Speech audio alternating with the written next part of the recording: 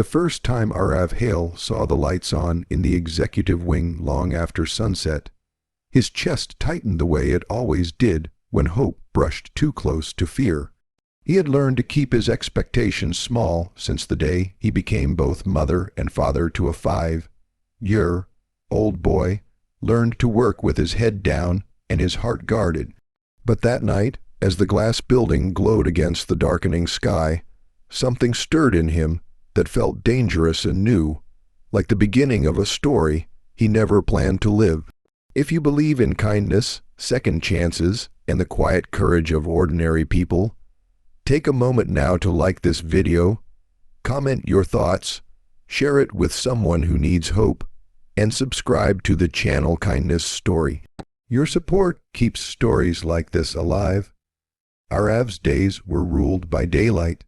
Morning meant packing lunches with cartoon stickers, tying shoelaces that never stayed tied, and racing the bus schedule while murmuring reassurances to his son Kyan, who still woke some mornings calling for a mother he barely remembered. Daytime meant the open plan office of Luminary Tech, where Arav worked as a facilities coordinator, fixing what others broke, smiling when ignored, and taking pride in leaving rooms better than he found them. He kept his grief folded neatly in his pocket, pulling it out only when the sun was up and responsibilities demanded it. Night was for exhaustion, for the soft weight of a sleeping child against his shoulder, for the ache of missing someone who was gone and the promise he had made to never let that loss harden him. Luminary Tech was known for innovation, but it was known even more for its CEO, Serafina Voss. Her name moved through the building like weather, felt before it was seen.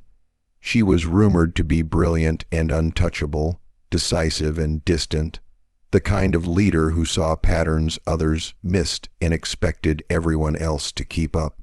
Arav had seen her only from afar, a figure crossing the atrium in daylight, sunlight catching the copper in her hair, her expression composed and unreadable.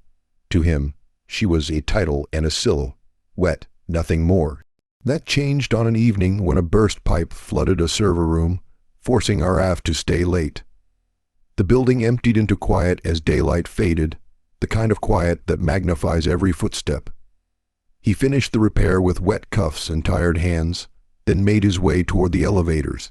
That was when he noticed the executive wing still awake, not with the cold glow of screens, but with something warmer, soft lamps, a kettle steaming, and beyond the glass, Serafina Voss, no entourage, no armor, kneeling on the floor surrounded by cardboard boxes. It was unbelievable not because of scandal or secrecy, but because of tenderness. Serafina was sorting donated books, wiping dust from covers, taping handwritten notes inside. Beside her sat a half-assembled bookshelf and a small stack of children's drawings. The night security guard dozed at his desk, unaware of the quiet miracle unfolding. Arav froze, unseen, his breath caught between surprise and a strange relief. The most powerful person in the building was doing something that looked like care. He returned the next day to a different kind of daylight. The office buzzed with the usual metrics and meetings, but a notice went up near the elevators announcing a pilot program with a local day shelter. A daytime reading room sponsored by Luminary Tech, open to employees' families. Arav felt his heart knock against his ribs. Kyan loved books. Kyan loved rooms that felt safe. The weeks that followed were marked by small changes. The reading room took shape in a sunlit corner of the building, walls painted a gentle green, rugs that smelled new, shelves filled with stories. Serafina appeared there sometimes in the afternoons, sleeves rolled up, reading to children who had learned to listen carefully to adults because adults did not always stay.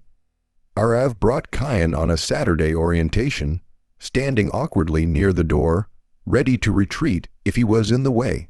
Serafina noticed them not with the sharpness of a CEO, but with the attentiveness of someone who understood hesitation. She nodded, a simple welcome, and went back to reading, her voice steady and kind. For Arav, The challenge was not money or time alone, though those were always tight.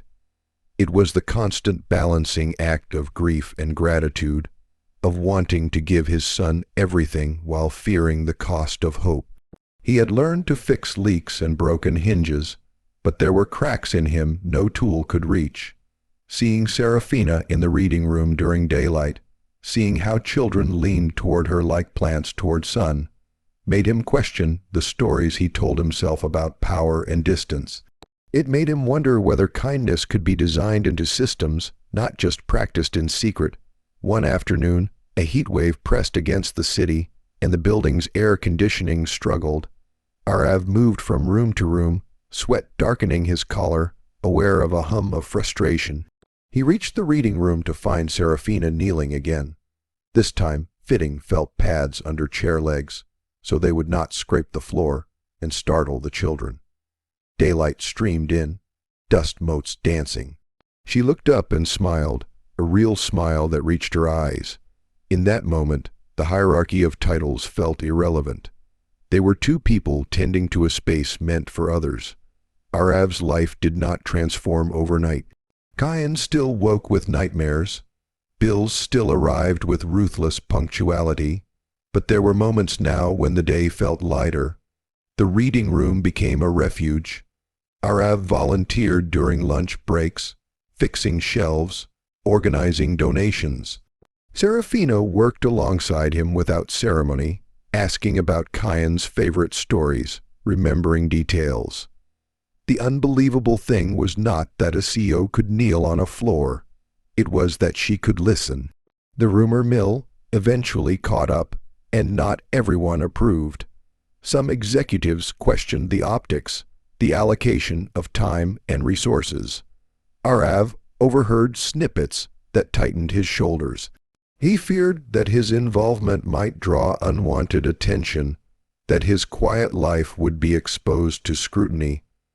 Old instincts urged him to step back, to protect what little stability he had. The turning point came during a daytime open house for the reading room. Sunlight flooded the space, parents and children moving through with cautious joy. Kyan clutched a book to his chest, eyes shining. Serafina stood to the side, observing, her expression thoughtful. When a reporter asked her why she invested personally in a project that did not directly increase profit, she spoke about responsibility, about designing workplaces that recognized employees as whole people. She spoke about how daylight revealed what mattered most. Arav watched from across the room, heart pounding. He realized then that the unbelievable thing he had witnessed that night was not an exception, but a pattern. Serafina had been doing the work quietly before the cameras arrived, building something with patience. The fear that had kept him small began to loosen. He felt an urge rise, not to speak out loud, but to step forward, to join in a way that mattered. He volunteered to coordinate the program officially, balancing it with his facilities role. It was a risk. He worried about failing, about overreaching. But Serafina supported the move, adjusting schedules, advocating in meetings. Day by day, Arav learned that leadership could look like shared labor and trust. He learned that asking to be included was not weakness. The greatest challenge came when Kyan fell ill one afternoon, fever spiking without warning. Arav's world narrowed to the beeping of a clinic monitor and the fear that never truly leaves a single parent. He called the office to explain his absence, voice tight. The response was swift and human.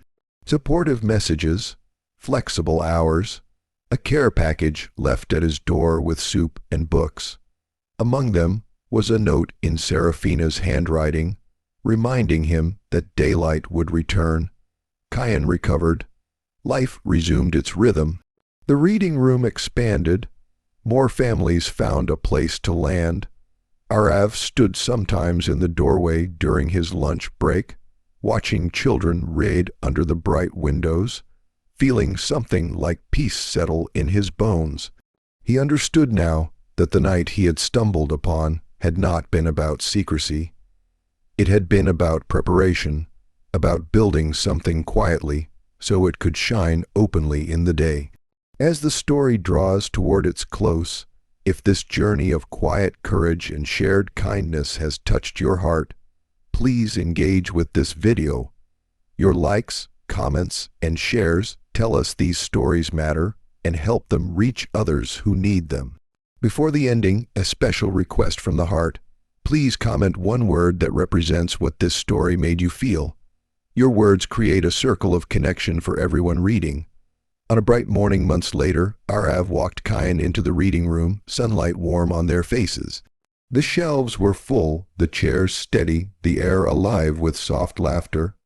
Serafina was there, not as a distant figure but as part of the scene, kneeling to fix a loose page, her hands inks, smudged and capable. Arav felt the weight of the years lift just enough to breathe. He had found a place where his whole life fit, where the unbelievable was simply people choosing to care in the open, under the honest light of day.